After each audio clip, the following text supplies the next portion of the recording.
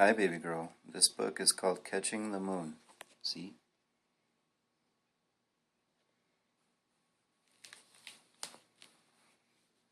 And that's it. Catching the Moon. It says, hardly anyone noticed the fisherwoman started fishing at night. In the morning, she would be so worn out that she could barely bait her hook. The fisherman just figured she was getting old. See that mouse? Look at that. See the moon? Night followed night, and the man in the moon began to worry. She must be getting terribly hungry fishing like that, he said. Look at that. She caught a lobster with a mouse. As she sat beneath the moon-bright sky, the fisherwoman felt a tug on her line. Skunk feathers, she grumbled when she saw that she had caught a crustacean. If it was a crustacean I was after, I would be out in a boat, not perched here like some fool night crawler. But that didn't stop her from cooking up a steaming pot of lobster stew.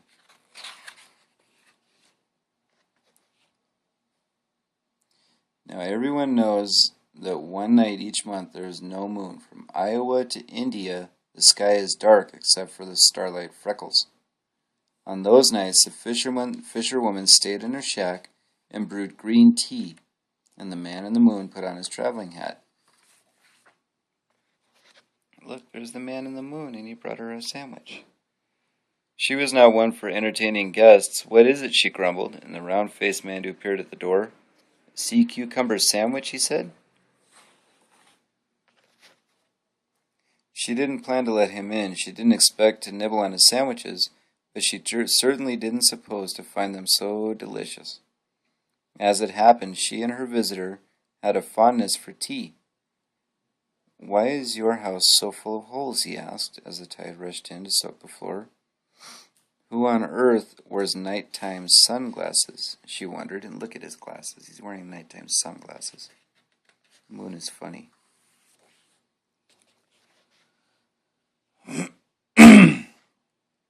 Just then a wave came crashing through the door, soaking their shoes, upsetting the table, and knocking the kettle and the cups to the floor.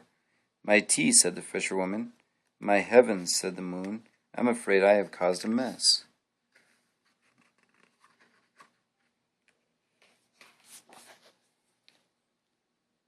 Even the tide could not erase the trail of luminous footprints that left the visitor behind. See, the moon left, and he's right there in the boat, and those are his footprints when he was leaving her house. Oh, wow, look at that. The mouse is trying to get her tea back. It says, a month passed, and by night the fisherwoman cast her line in the moon's reflection, reeling in a new kettle and 2 china teacups, and grumbling all the while. By day the fishermen shook their heads. Sure she'd become old and sea-addled. The fisherwoman paid them no mind. She didn't care what they were saying.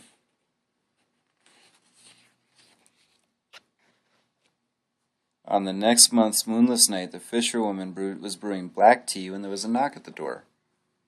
What is it? She asked, peering through the keyhole. Moon pie, said the moon. Through mouths sticky with marshmallow, they talked of seaweed and sailfish and currants and carp. Any luck fishing? Asked the moon. But the fisherwoman shook her head. No. He said, have you tried trading your mouse for a worm? The fisherwoman laughed. A worm? A worm? She shrieked and laughed. Her shoulders shook, her chin quivered, and she almost fell out of her chair. What use is a worm for the likes of the moon? Who is it that made nothing out of cheese? Who is it made out of nothing but cheese? You mean, the moon said, he turned paler than still, you're not angling for fish? So she confessed that no one had guessed. She spoke of a troublesome tide, and every day it nibbled at the piers and shacks, carrying bits and bites out to the sea. High tide is a greedy gut, she said. It won't stop gobbling until our shacks and our piers are nothing but wormy old driftwood. The fisherwoman knew that the moon controlled the tides. She said, "With my trusty mouse and a nose for cheese, I'm sure to hook the man in the moon. And once I do, I won't throw him back until he's agreed to keep high tide away." Look at him smiling with his sunglasses. Her bright-eyed guest was very impressed. He did not share her fondness for fishing hooks. The fisherwoman thought his face looked awfully familiar. Another month passed without a nibble from the moon, but the fisherwoman did catch some very peculiar paint. For the first time she whistled as she walked down the deck, her catch clang clang clanging at her side. She caught some paint while she was fishing. Look at that. Look at her house. She painted her house. The next night, rather than fish by moonlight, the fisherwoman painted her shack. "Moonbeam, moonbeam, keeping away the tide," she sang as her walls took on a familiar glow. "See, look. There's her house, and there's the moon. See how they're the same color?" "Thank you," she called to the man in the moon, but of course he couldn't hear her.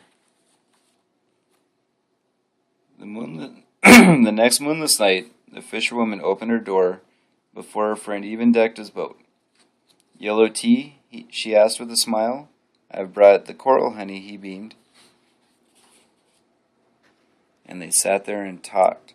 Perhaps the honey combined with the calm of the sea, or maybe it was the kettle and the warm voices, but that night's tea was the best they ever tasted.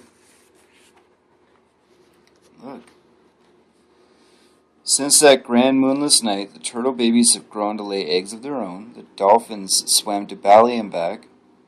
The hermit crabs shed their shells too many times to count. The generations of salmon swim upstream. Sharks have lost and regrown new teeth. And an amazing thing happened. High tide has been kept away for so long that the fishing shacks now have an island of their own. The soft glow makes the sky seem a little less big and the earth seem a little less small. "Hello," the fisherwoman calls to the moon each night he's in the sky. Maybe he can hear her after all. See? She was going fishing for the moon. She was going fishing for the moon because she knew that if she got the moon, their houses would be saved. She was pretty smart, huh? Okay, baby. I love you. I'll talk to you soon.